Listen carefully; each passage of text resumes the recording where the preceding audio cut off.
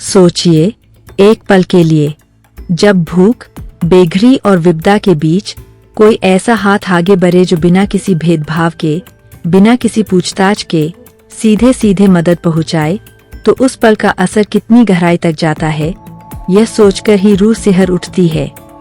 आज हम उसी सुबह की बात कर रहे हैं जब संत रामपाल जी महाराज की अन्नपूर्णा मुहिम ने भारत के कोने कोने में एक नई उम्मीद जगी दी, और जब वही संत जिनके उपदेशों ने लाखों का जीवन बदला जेल की सलाखों से बाहर आए, तो पूरे देश ने, साथ ही विश्व ने न केवल राहत और आशा देखी, बल्कि एक नए युग की शुरुआत का संदेश पाया। जब अन्नपूर्णा मुहिम की शुरुआत हुई, तब किसी ने सोचा भी नहीं था कि यह इतनी तीव्र और व्यवस्थित तरीके से फैलेगी।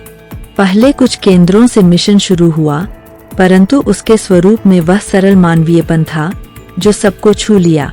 राशन पैक, सूखा राशन, नित्य प्रयोग की चीजें, बच्चों के लिए दूध और दवाइयों के पैकेट, सभी चीजें एक सुव्यवस्थित सूची के अनुसार पैक की गईं और गांव-गांव तक पहुंचाने का जाल फैलाया गया। यह जाल सिर्फ लॉजिस्टिकल व्यवस्था नहीं था, यह मानवता का जाल था जिसमें हर हाथ जोड़कर अपना समय, तन और मन लगा रहा था। दिन ही जो दृश्य दिखा, उसने कई लोगों की आंखें नम कर दीं। लोग अपनी छोटी छोटी झोली लेकर कतार में खड़े थे, परंतु जो कतारें बने वे कोई दबाव की कतारें नहीं थीं, वे कतारें मदद की कतारें थीं, सम्मान और गरिमा की कतारें थीं। राशन बांटते समय जो व्यवस्थित अनुशासन दिखा, वह बताता था कि यह कार्यक्रम सिर्फ दान नहीं, बल्कि एक दृढ़ संदेश था, मानवता सर्वोपरि है। गरीबों के चेहरे पर जो आश्रय आभास हुआ, वह शब्दों में बयां नहीं किया जा सकता। अन्नपूर्णा मुहिम ने यह भी सिखाया कि मदद पहुंचाने का तरीका कितना महत्वपूर्ण है। लोगों को केवल सामग्री न देकर यह भी सुनिश्चित किया गया कि वे सम्मानजनक तरीके से अपने घरों तक पहुँचें, और यह काम गांव के स्वयंसेवकों और आश्रम के लोगों ने इतने प्रेम से किया कि मिलने वालों ने कहा, ऐसा लगता है मानो कोई परिवार का सदस्य घर आया हो। यह एहसास कि कोई आपके लिए सोच रहा है, आपकी तंगी को समझ रहा है, यही बड़े बदलाव की शुरुआत होती है। इसी मुहिम के साथ आश्रम ने मकान निर्माण का एक अनूठा प्रयोग शुरू किया। यह कोई सामान्य घर बनाने की योजना नहीं थी, यह गरीब, लाचार और बेसहारा परिवारों के लिए एक नया जीवन बनाने की वाचा थी। योजना यह थी कि 20 दिनों के भीतर एक ठोस, ठहरा हुआ और टिकाऊ आश्रय तैयार हो, जहां पर बारिश, धूप और ठंड से सुरक्षित जीवन व्यतीत किया जा सके। उस मिशन की शुरुआत में कई द्विधा में थे, क्या यह वादा संभव है? परंतु जिस गति और संयम के साथ काम हुआ, वह अद्भुत था। निर्माण कार्य को चरणबद्ध तरीके से लिया गया। पहले दिन ही आधार तैयार किया गया, मिट्टी समतल की गई, नींव की रूपरेखा खींची गई, और स्थानीय सामग्री का उपयोग करते हुए मेहनतकशों की टोली ने तपकर रात दिन काम किया। आश्रम के स्वयंसेवकों ने और आसपास के युवाओं ने हाथों से ईंटें उठाईं, बालू, सीमेंट और लोहे की व्यवस्था को मैन्युअल रूप से संचालित किया गया, और मौका मिला कि हर घर की दीवारों पर वही हाथ छूटता था जिसने कभी रोटी के लिए जद्दोजहद की थी। यही भावनात्मक ऊर्जा थी जिसकी वजह से 20 दिनों में मकान खड़े करने का सपना साकार हुआ। यह कार्य केवल निर्माण का काम नहीं रहा, यह समुदाय को जोड़ने वाला, आत्मसम्मान लौटाने वाला और लोगों को यह एहसास दिलाने वाला अभियान था कि कोई है जो आपके लिए ठोस पिलर खड़ा कर रहा है। घर मिलने के बाद उस परिवार की पहली रात, जब वे नए आंगन में दीप जलाकर सोए, उनके चेहरों पर जो शांत और स्थिर मुस्कान उभरी, वह बताती थी कि आशा किन चीजों से जन्म लेती है। अन्नपूर्णा मुहिम का विस्तार धीरे धीरे पूरे देश में हुआ। शहरी क्षेत्रों में जहां अपार्टमेंट ब्लॉक्स के बीच दिहाड़ी मजदूर अनाथों की तरह जीते हैं, वहीं ग्रामीण क्षेत्र के कोने कोने में बैठी महरूम औरतें और बच्चे राशन पैक और घर मिलने पर एक नया आत्मविश्वास महसूस करने लगे। आश्रम की टीम ने यह सुनिश्चित किया कि राशन पैक केवल वितरण तक सीमित न रहे, बल्कि लोगों को समय समय पर फॉलोअप भी मिलता रहे। स्वास्थ्य संबंधी शिविर आयोजित किए गए, बच्चों के टीकाकरण और निशुल्क आयुर्वेदिक परामर्श से लेकर आधुनिक दवाओं तक की व्यवस्था की गई, ताकि लोगों की दीर्घकालिक समस्याओं की जड़ पर काम हो सके। इस अभियान का दिल वहां की स्थानीय समितियां थीं, जिन्होंने प्रत्येक मोहल्ले में सूची बनाई और सबसे जरूरतमंदों तक सहायता पहुंचाने को प्राथमिकता दी। कई बार सूची में केवल वृद्ध लोगों के नाम थे और वह देखकर सहायता पहुंचाने वाले स्वयंसेवक कह उठे, यह हमारा धर्म है कि हम उनके पास बैठकर उनका हाथ थामे। यही छोटी छोटी बातें लोगों के जीवन में बड़ा फर्क ला रही थीं। एक और जहां अन्नपूर्णा मुहिम चल रही थी, वहीं संत रामपाल जी महाराज के आश्रमों में शिक्षा और कौशल विकास का काम तेजी से आगे बढ़ा। गरीब युवाओं को छोटे छोटे हुनर सिखाए गए, सिलाई, कढ़ाई, कंप्यूटर बेसिक, कृषि तकनीक, ताकि वे स्थायी आजीविका कमा सकें। आश्रमों ने स्थानीय कारीगरों और छोटे व्यापारियों के साथ मिलकर बाजार के लिए उत्पाद बनाने शुरू किए, जिससे उन्हें नियमित आय का स्रोत मिला। इस तरह अन्नपूर्णा केवल तत्काल राहत नहीं दे रही थी, वह दीर्घकालिक आर्थिक सशक्तिकरण का जरिया भी बन गई। इसी बीच जब मौसम ने हर जगह संकट लाया, तब अन्नपूर्णा मुहिम ने अपनी गति बढ़ाई। पंजाब में भीषण बाढ़ आई और वहां के लोग, खेत, घर और पशु सब कुछ पानी के तेज प्रवाह में खोने लगे। उस समय संत रामपाल जी महाराज की टीम ने बिना किसी विलंब के राहत कार्य शुरू किया। नावों के जाल सजकर राहत सामग्री ले जाने वाली टोली ने 8:45 से पहले ही इलाकों तक पहुंचने का मार्ग बना लिया। सूखा राशन, पेयजल, बचाव किट, दवाइयाँ और बच्चों के लिए दूध की बोतलें बांटी गईं। जो लाचार परिवार पानी की धार से आखिरी दम तक संघर्ष कर रहे थे, उन्हें तत्काल सुरक्षा और भोजन दिया गया। पंजाब में राहत का संचालन इस तरह हुआ कि स्थानीय प्रशासन और स्वास्थ्य विभाग के संपर्क में रहकर आश्रम की टीमें सबसे कठिन क्षेत्रों तक पहुंची। कई बार यह कार्य जोखिमपूर्ण रहा, क्योंकि पानी अभी तक कुछ इलाकों में थमा नहीं था और नाविकों को घंटों की मेहनत करनी पड़ती थी। परंतु टीम का उत्साह और उससे भी बड़ा लोगों की उम्मीदों ने यह काम मुमकिन बनाया। बाढ़ के बाद प्रभावितों के लिए अस्थायी आवास भी बनवाए गए और बाद में ठोस मकानों के लिए योजना बनाई गई। एक बात जो इस मुहिम की खासियत रही, वह यह थी कि संत रामपाल जी महाराज ने केवल चीजें बांटी, वे व्यक्तिगत संपर्क में भी रहे। उन्होंने कहा कि जो मदद नेता देता है वह बेशक जरूरी है, पर जो सहायता दिल से दी जाती है वह आत्मा तक पहुंचती है। इसलिए राहत कार्यों के दौरान आश्रम के सदस्यों ने बच्चों को गले लगाकर, बूढ़ों की कहानियां सुनकर और परिवारों की भावनात्मक दशा को समझकर सहानुभूति और आशा का संचार किया। इस व्यवहार ने लोगों के मन में विश्वास और आदर पैदा किए कि कोई है जो सिर्फ दान नहीं बल्कि दिल भी देता है। इसी प्रकार आक्रामक विपदा से निकल चुके कई परिवारों को दोबारा जीवन की शुरुआत के लिए प्रशिक्षण और आर्थिक सहायता दी गई। छोटे छोटे बिजनेस लोन दिए गए, कृषि उपकरण उपलब्ध कराए गए और महिलाओं के लिए स्वरोजगार योजनाएं लागू की गईं। इस सब का परिणाम यह हुआ कि लोग केवल बाढ़ के बहाने कुछ दिन की राहत नहीं देख रहे थे, वे दीर्घकालिक सुधार की ओर बढ़ रहे थे। अन्नपूर्णा मुहिम में एक और अनूठी पहल यह थी कि प्रत्येक वितरक को पारदर्शिता की ट्रेनिंग दी गई। पैक किस प्रकार बनाए हुए हैं, किसको कितनी आवश्यकता है, यह सब एक पारदर्शी रजिस्टर में दर्ज किया गया। इससे कोई भी दगाबाजी की आशंका समाप्त हुई और दाता तथा प्राप्तकर्ता के बीच का रिश्ता साफ और पवित्र बना रहा। लोग कहते थे, हमने कभी किसी से इतनी ईमानदारी नहीं देखी। इसी दौरान कई ऐसी कहानियां सामने आईं जो सुनने वाले को सिहरा कर रख दें। एक छोटे से गांव की दादी बताती है कि उनका पोता, जो काम न मिलने से घर छोड़कर जाने वाला था, अब आश्रम के प्रशिक्षित कुक के तौर पर काम कर रहा है और पूरे घर का भरण पोषण कर रहा है। एक और परिवार ने बताया कि मकान मिल जाने के 1 साल बाद उनके बच्चे स्कूल लौट आए और शिक्षा की रोशनी से घर में नई उमंग आ गई। ऐसी कथाएं केवल सुस्पष्ट आंकड़े नहीं बल्कि जिंदा प्रमाण थे कि मुहिम का असर कितनी गहराई तक पहुंचा। इस सब के बीच संत रामपाल जी महाराज की जेल लीला का असर भी लोगों पर गहरा रहा। जो लोग आश्रम के कार्यों से जुड़े थे वे कहते थे कि संत की सीमित उपस्थिति भी कहीं से भी शक्ति प्रदान कर देती थी। जेल के भीतर से मिल रहे संदेश, पुस्तकें और प्रवचन लगातार लोगों के मन को जोड़ते रहे।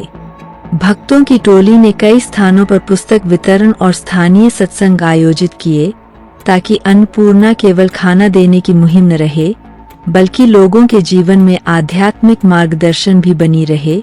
कुछ इलाकों में जब मकान तैयार होकर दिए गए वहां पर सामूहिक समारोह हुए जिनमें आश्रम की ओर से सामाजिक समर्पण और सामुदायिक भोजन का आयोजन किया गया।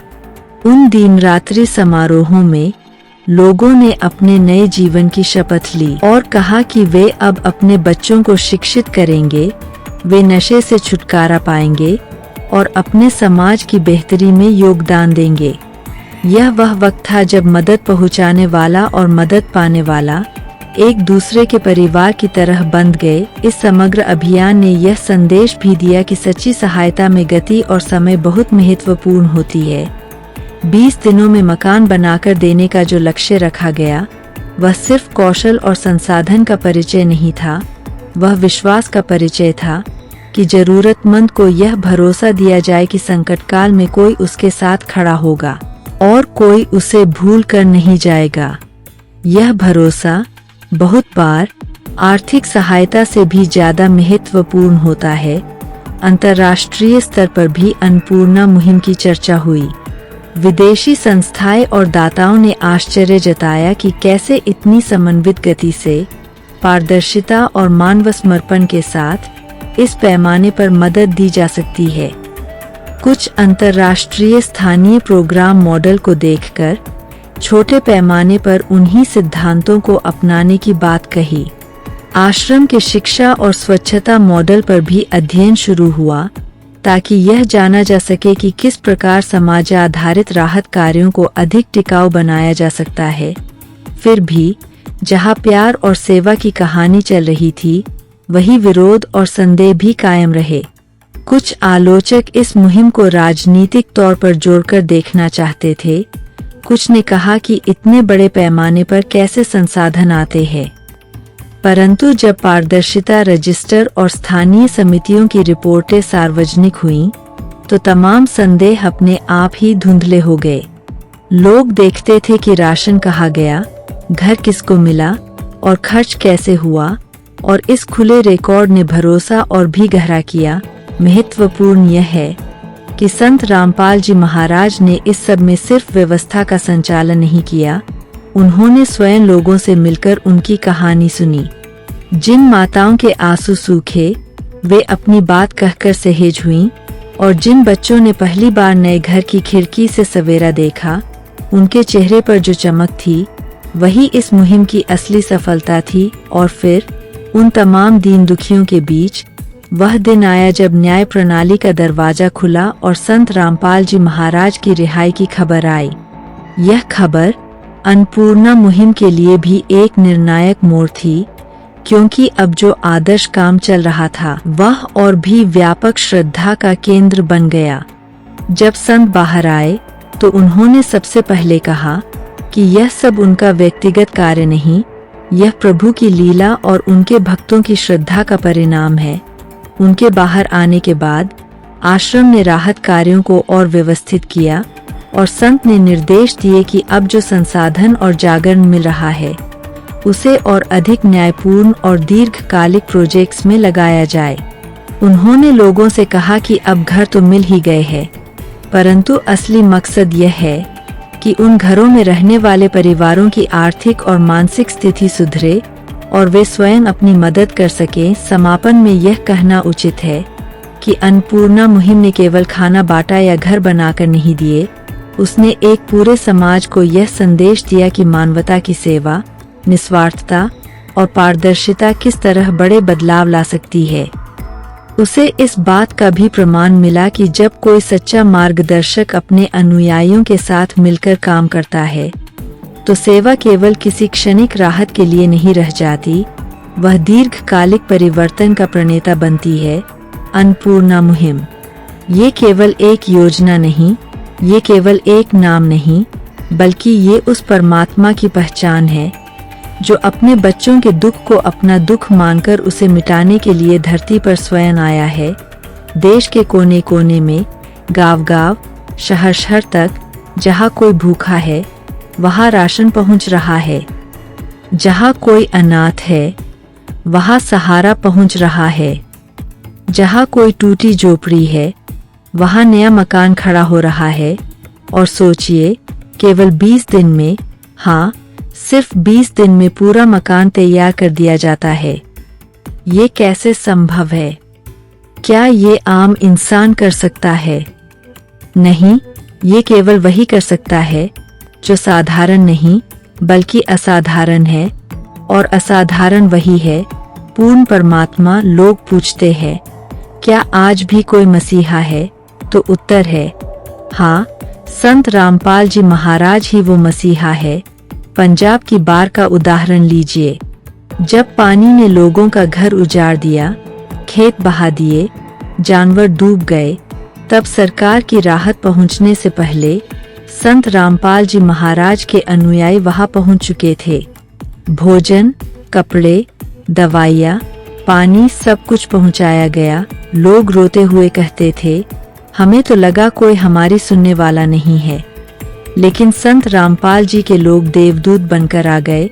और ये केवल पंजाब तक सीमित नहीं रहा। बिहार, असम, राजस्थान, मध्य प्रदेश, हर जगह जहाँ दुख है वहाँ ये अन्नपूर्णा मुहिम पहुँच रही है। गरीब की थाली में अन्न, अनाथ के चेहरे पर मुस्कान और विधवा की आंखों में आशा, ये सब उसी दया के कारण संभव है। भक्तगण, ये तो केवल झलक है। असली रहस्य तो ये है कि ये सभी कार्य कोई साधारण महापुरुष नहीं कर सकता, क्योंकि इतिहास गवाह है, जब भी पूर्ण परमात्मा पृथ्वी पर आया है, उसने भूखों को अन्न दिया, नंगों को वस्त्र दिया, दुखियों को सुख दिया। आज वही कर रहे हैं संत रामपाल जी महाराज।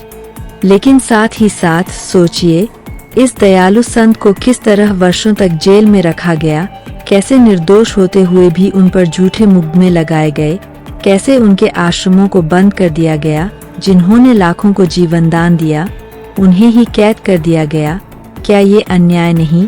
क्या ये वही इतिहास दोहराया नहीं जा रहा जो 600 साल पहले कबीर साहिब के साथ हुआ था? लेकिन ध्यान दीजिए, ये सब उनकी लीला है।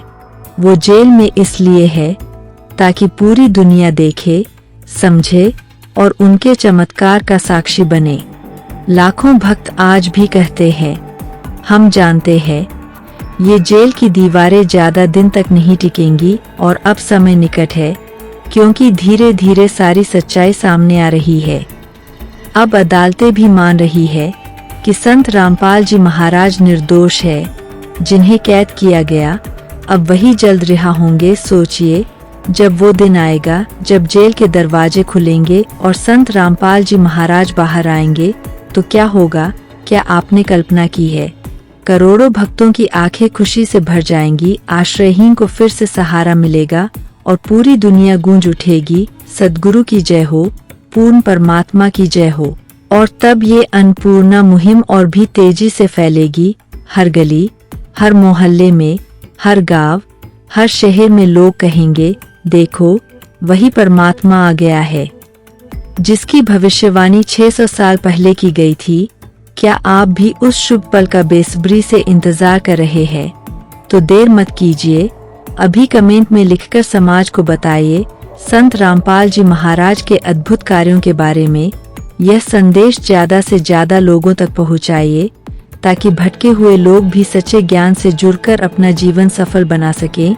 याद रखिए, संत रामपाल जी महाराज ही पूर्ण परमात्मा है और वही जन्म मरण के बंधन से मुक्ति दिला सकते हैं। वीडियो को शेयर करें।